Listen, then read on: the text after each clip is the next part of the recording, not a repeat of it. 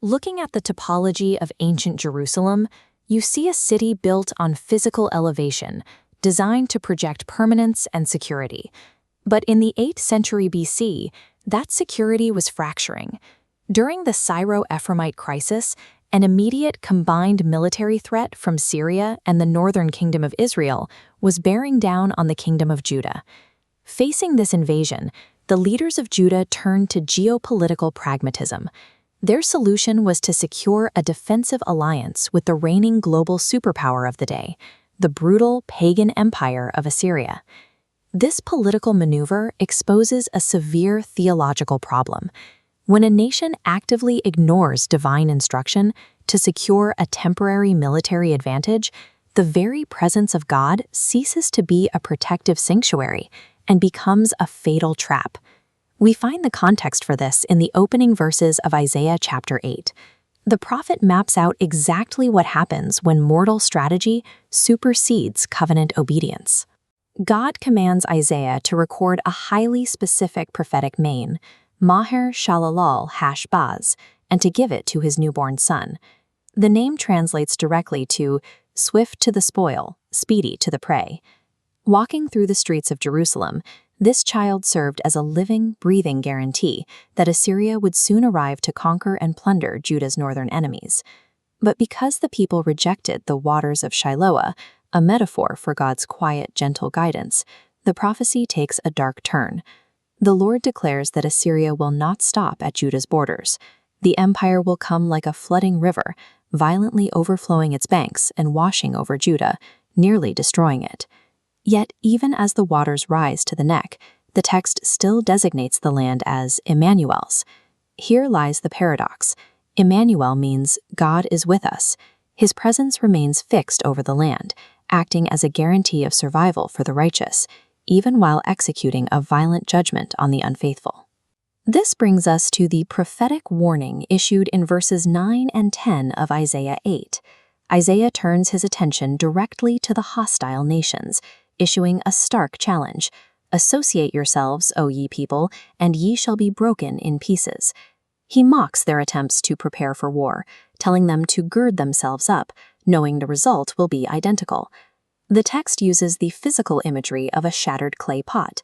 An alliance formed against the will of God is as brittle as fired dirt striking a stone wall. The treaties and war councils dissolve on impact. Isaiah guarantees that any counsel taken together, or any diplomatic word spoken against God's decree, shall come to naught. It holds zero geopolitical weight. The prophet concludes the verse by revealing the mechanism that instantly nullifies these vast armies, for God is with us, Immanuel. Human statecraft, heavily armed and logically sound on paper, fractures the moment it attempts to outmaneuver divine sovereignty. In verses 11 and 12, the Lord speaks to Isaiah with a strong hand. He provides strict instructions on how to navigate this incoming crisis. The command is explicit. Isaiah must not walk in the popular consensus of the people. When the public demands a confederacy, a strategic alliance with Assyria, Isaiah is ordered to reject it. This command highlights a lethal, recurring flaw in international relations, the tribute paradox. The mechanic of this paradox is straightforward. When a vulnerable nation pays a massive financial tribute to an aggressive adversary for temporary protection, they are actively funding the exact war machine that will eventually return to conquer them. We see identical logic play out in modern geopolitics. Consider the recent diplomatic strategy of unfreezing billions of dollars to enter a nuclear agreement with Iran. Iran utilized those funds to arm proxy terror networks, financing Hamas and Hezbollah. The appeasement capital subsidized the weapons. King Ahaz deployed the exact same strategy 2,700 years earlier. The tribute he sent out of Jerusalem perfectly funded the Assyrian armies that would later devastate the region. Verse 13 provides the definitive, structural alternative to the feudal cycle of appeasement. Isaiah dictates, "Sanctify the Lord of hosts himself, and let him be your fear, and let him be your dread." By transferring the fear of a mortal empire over to a reverent dread of God's judgment, the believer strips the earthly superpower of its leverage. You cannot be terrorized by an army if your sole allegiance and fear rest entirely with the Creator. Moving into verses 14 and 15, we arrive at the core theological paradox of Isaiah's warning. The passage establishes two distinct, simultaneous realities. First, it promises that the Lord will act as a sanctuary. For the righteous, he is a secure, impenetrable refuge. To understand the text, look at the architectural metaphor.